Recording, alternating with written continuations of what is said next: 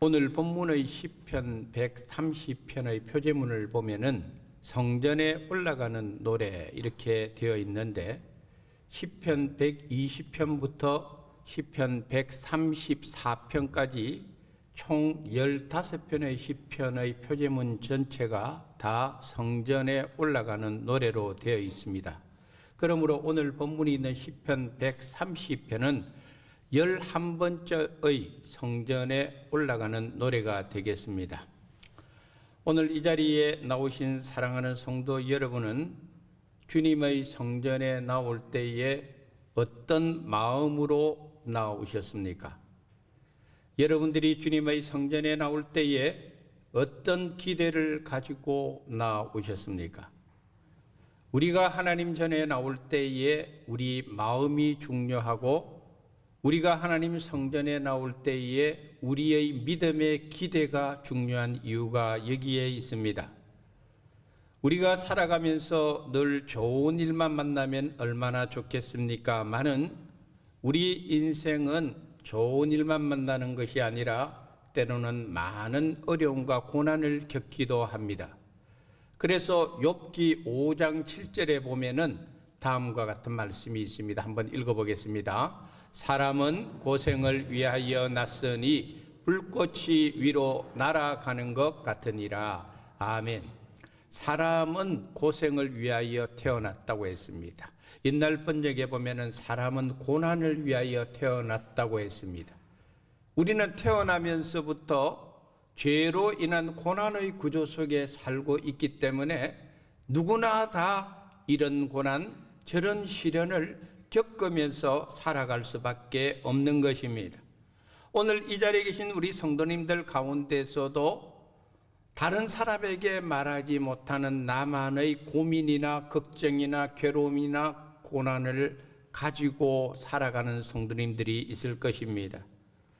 특별히 우리가 삶의 현장에서 고난을 만날 때, 어떤 때는 너무 고통스럽고 극심한 고난을 만나면은 이런 말을 합니다.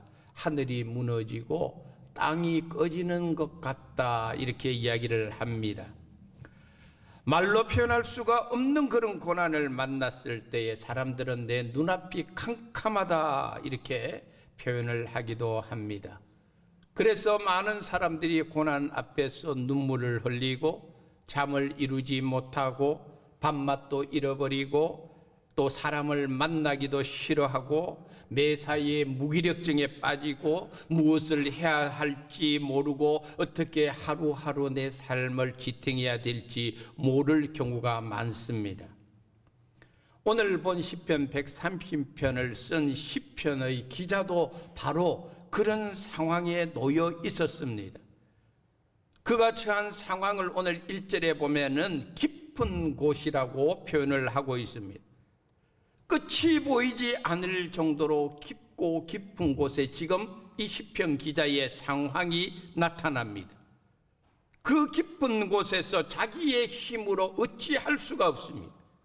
절망의 끝자락에, 절망의 가장 깊은 곳에 이 시편 기자가 놓여 있다는 것입니다. 마치 다윗이 시편 23편에서 고백한 것처럼 사망의 음침한 골짜기의 가장 깊은 곳에 이 시편 기자가 놓여 있는 것입니다.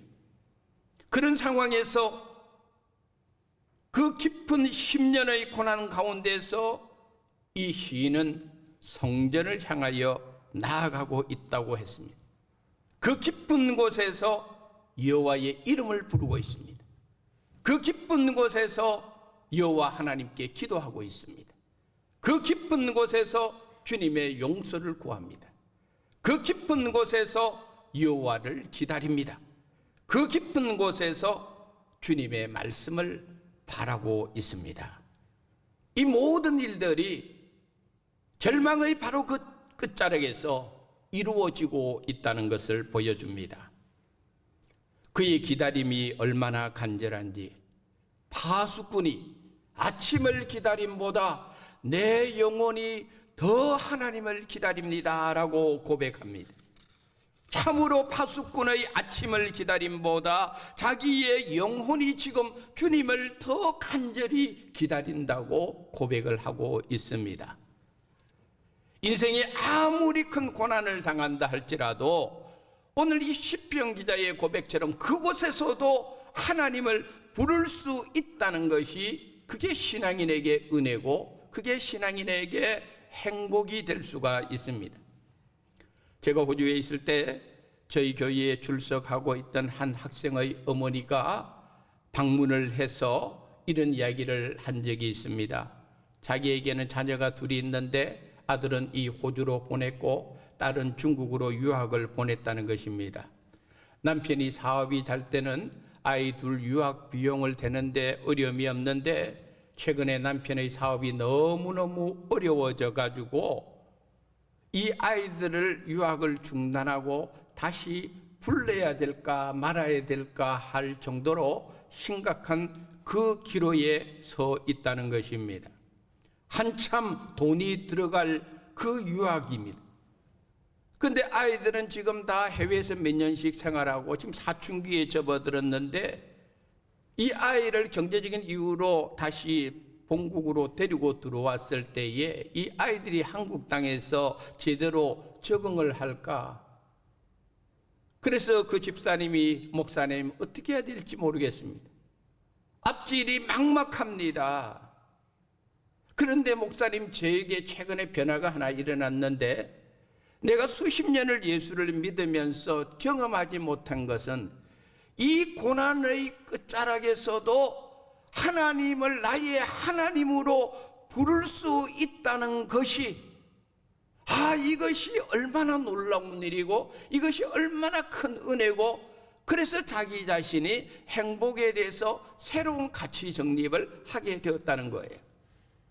사업이 잘 되는 것이 행복이 아니고 아이들이 건강하게 자라는 것이 행복이 아니고 아이들이 공부 잘하는 것이 행복이 아니고 이 고난의 끝자락에서도 하나님의 이름을 부를 수 있다는 것, 여기에 하나님의 은혜가 있고 바로 여기에 진정한 행복의 가치가 있다는 것을 비로소 수십 년 신앙생활 하다가 처음으로 그 고난의 현장 속에서 깨달은 진리라고 이야기를 했습니다. 그러므로 오늘 시편 기자도 마찬가지 고백을 합니다. 그 깊은 고난의 현장 속에서 주님께 부르짖었습니다 라고 이야기합니다. 그 깊은 고난 속에서 하나님을 내 하나님, 나의 하나님이라고 그렇게 고백을 하고 있는 것을 볼 수가 있습니다. 이 시편에 나와 있는 부르짖었다 하는 이 표현은 히브리어로 보면은 완료형으로 되어 있는데 완료형은 우리 한국식 개념으로 과거의 일로 끝난 것이 아닙니다. 히브리어에서 완료형이라고 하는 것은 과거에 일어난 일이 현재까지 계속 진행되고 있을 때 그때 완료형 표현을 씁니다. 그러므로 지금 시편 기자가 깊은 곳에서 주께 부르짖었나이다 하지만은 이 시편 기자의 부르짖음은 어제도 부르짖었고 일주일 전에도 부르짖었고 고난의 현장에 한복판에 있으면서도 포기하지 않고 하나님 앞에 계속 부르짖고 또 부르짖고 있는 현재적인 의미를 담고 있는 것입니다. 그래서 영어 성경의 이 부분을 보면은 다 현재형으로 기록되어 있는 것을 봅니다. 우리가 하나님 앞에 기도해야 될 이유가 있습니다. 그것은 하나님께서 나의 기도를 들어주시기 때문입니다. 할렐루야. 그래서 오늘 시편 기자가 아주 확신 있는 재밌는 표현을 쓰고 있어요. 그게 뭐냐면은 2절에 보니까 귀를 기울이소서 이렇게 돼 있는데 원래 원문은 귀들을 복수로 사용을 했다는 겁니다. 귀들을 기울여 주시옵소서. 하나님, 제가 지금 깊은 고난의 한복판에 끝이 보이지 않는 그곳에서 하나님을 향하여 제가 부르짖는데, 나의 이 부르짖는 기도에 하나님 양쪽 귀를 다 쫑긋 세워 주시고, 나의 부르짖음에 나에게 귀를 기울여 주시고 나의 기도를 들어주세요. 내가 하나님 앞에 부르짖는 이거 하나도 놓치지 마시고 당신의 귀들을 나에게 대어 주십시오. 이것이 바로 오늘 이 시편 기자의 고백 속에 담겨져 있는 소망이었습니다. 그러므로 사랑하는 성도 여러분, 우리의 기도는 한 번, 두 번으로 끝나는 기도가 될 수가 없습니다. 우리의 기도는 어느 한순간 혹은 임시적으로 일시적으로 어떤 기간에만 기도하는 것이 아닙니다. 하나님이 저와 여러분을 부르시는 그날까지 오늘 시편 기자의 고백처럼 계속해서 나의 하나님께 부르짖고 또 부르짖고 또 부르짖는, 그래서 반드시 기도의 자리에서 응답받고 승리하는 사랑하는 우리 성도님들 다 되기를 주님의 이름으로 축복합니다. 두 번째로 오늘 이 본문이 우리에게 주는 교훈은 기다리고 바라보십시오입니다. 그런데 오늘 우리가 살고 있는 이 시대는 기다림을 매우 부담스러워하는 시대가 되고 말았습니다. 무슨 일이든지 생활 속에서 다 빨리 모든 것이 내 눈에 보이고 내 앞에서 이루어져야 마음 편한 시대에 오늘 우리는 다 살고 있습니다. 오늘 이 자리에 계신 우리 성도님들, 예전에 다 여러분들이 20년, 30년 전에 다 경험했던 것입니다. 오늘날처럼 전화가 보편화되고 핸드폰을 가지고 있고 카톡을 사용하던 이런 시대 이전에, 그때는 다 편지를 주고받았습니다. 편지를 쓸 때의 기쁨이 있었습니다. 그 편지를 받을 때의 그 기다리는 설렘이 그때 우리가 다 있었습니다. 그 시절에 아날로그적인 감성을 가지고 정성껏 손편지를 쓰고 또 그것을 발송하고 기다리던 그때가 그립기도 한 것입니다. 오늘 시편 기자는 자신의 그 기다림에 대해서 파수꾼의 기다림하고 비교하고 있습니다. 파수꾼이 누굽니까? 파수꾼은 성을 지키는 사람이요, 공동체의 재산과 안전을 지키도록 사명을 받은 사람이 파수꾼입니다. 그러므로 파수꾼은 절대적으로 자기가 근무하는 시간에는 졸아서도 안 되고 잠자서도 안 되고 그 근무지를 이탈해서도 안 됩니다. 오직 파수꾼은 밤새도록 껴 있어야 되는데, 이 파수꾼에게 한 가지 소망이 있다면은 아침이 속히 오는 겁니다. 그 아침이 되면은 파수꾼의 사명에서 벗어날 수가 있고 비로소 그 자유를 느낄 수 있는 시간이 되기 때문에 그렇습니다. 파수꾼이 아침을 기다림이 얼마나 간절했겠습니까? 그래서 시편 기자가 고백합니다. 파수꾼이 아침을 기다린다는 거예요. 그런데 시편 기자는 더 나아가서 파수꾼이 아침을 기다림보다 자신의 영혼이 하나님을 더 기다립니다. 더 간절함으로 그렇게 기다린다고 했습니다. 여기서 우리는 기다림에 대한 아주 진정한 자세가 무엇인가를 알아야 합니다. 기다림에 대한 진정한 자세는 두 가지입니다. 하나는 뭐냐면은 기다리는 자리에서 떠나지 말아야 합니다. 무슨 일이 있어도 힘들어도 어려워도 기다림의 자리에서 끝까지 기다리는 것이 참된 기다림의 자세입니다. 또 참된 기다림의 자세의 두 번째는 뭐냐 하면은 내가 기다리는 대상이 나에게 무엇을 원하는가를 알고 준비하는 것입니다. 막연하게 기다리는 것이 아닙니다. 내가 기다리는 대상이 나에게 무엇을 원하는지를 알고 준비하면서 기다리는 것이 바로 진정한 기다림의 자세가 되는 것입니다.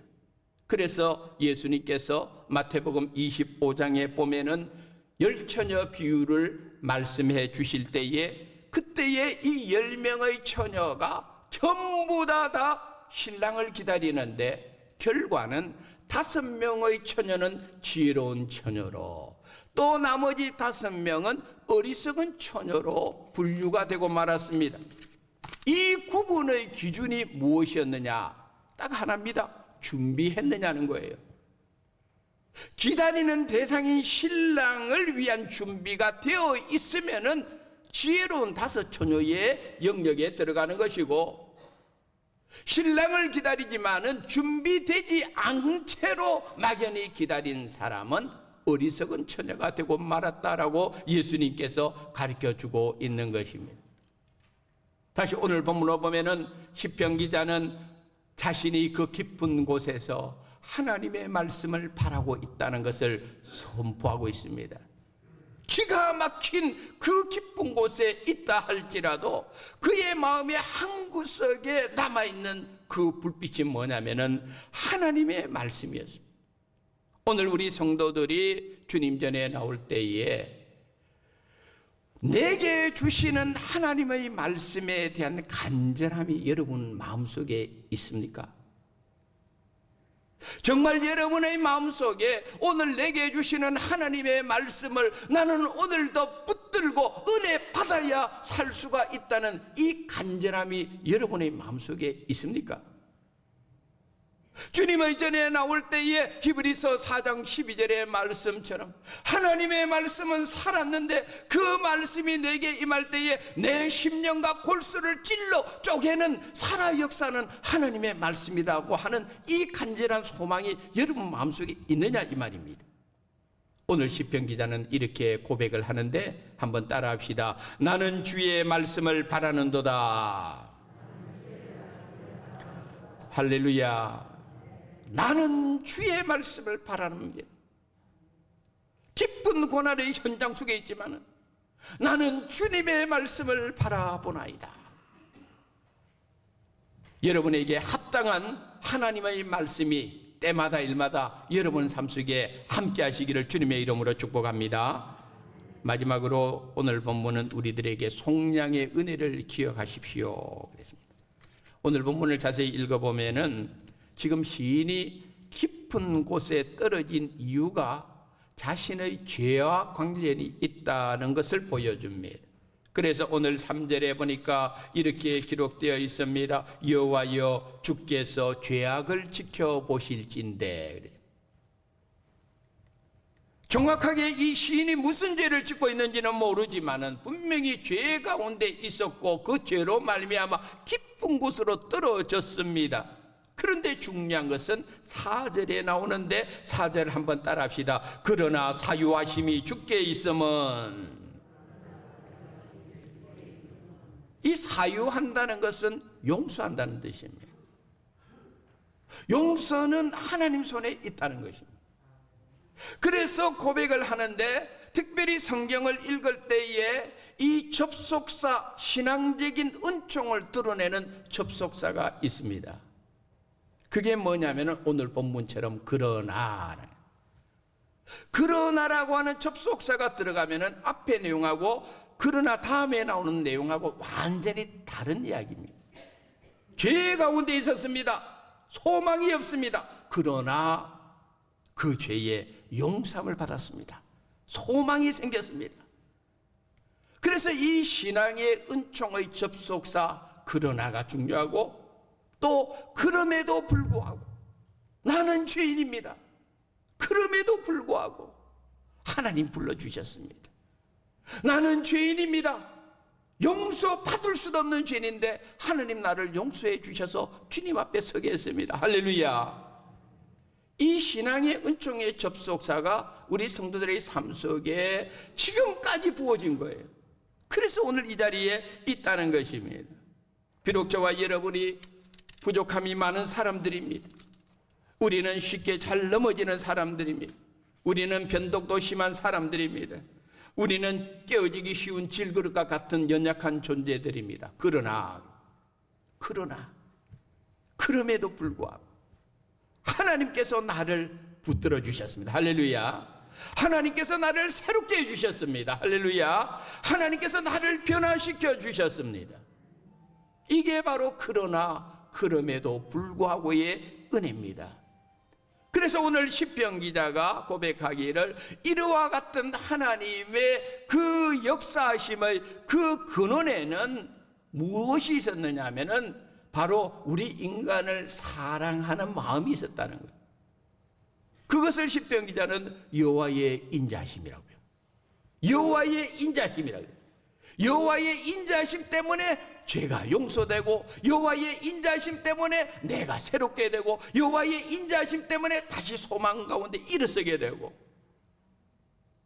이 여호와의 인자하심을 사도 요한은 우리가 잘 아는 요한복음 3장 16절에서 사랑으로 바꾸는 거예요. 하나님이 세상을 이처럼 사랑하사 독생자를 주셨으니 이는 저를 믿는 자마다 멸망하지 않고 영생을 얻게 하려 하심이라. 할렐루야. 독생자를 보내주신 사건이 성탄입니다. 독생자를 보내주신 그 성탄의 은혜는 바로 우리를 향한 하나님의 인자심이 있고 하나님의 사랑하심이 있기 때문에, 그래서 하나님이 독생자를 보내주셨고, 그 독생자가 오셔서 한 일이 뭡니까? 저와 여러분의 죄를 속량해 주시는 역할을 한 거예요. 속량이라고 하는 것은 대가를 지불했다는 뜻이에요. 내가 대가를 지불할 수가 없습니다. 죄의 노예가 무슨 재주로 내가 그것을 대가를 지불할 수 있겠습니까? 그래서 하나님께서 우리를 향한 인자심과 사랑 때문에 내가 할 수 없는 대가를 예수님을 보내주셔서 그 예수님을 통하여 우리들의 대가를 다 지불해 주셨으니 그것이 오늘 본문에 나오는 속량입니다. 그 속량이 얼마나 완전한 속량인지 오늘 본문 7절에 보니까 말씀하시기를 풍성한 속량이라 했습니다. 풍성한 속량이라 했습니다. 조금도 빈틈이 없습니다. 조금도 부족함이 없습니다. 풍성한 속량이 예수님을 통해서 이루어졌기 때문에 오늘 시편 기자가 8절에 이렇게 고백을 합니다. 그가 이스라엘을 그의 모든 죄악에서 속량하시리로다. 할렐루야. 모든 죄악에서. 왜? 풍성한 속량으로 오셨기 때문에. 그래서 오늘 이야기를 하는 것입니다. 성 어거스틴을 여러분 아실 겁니다.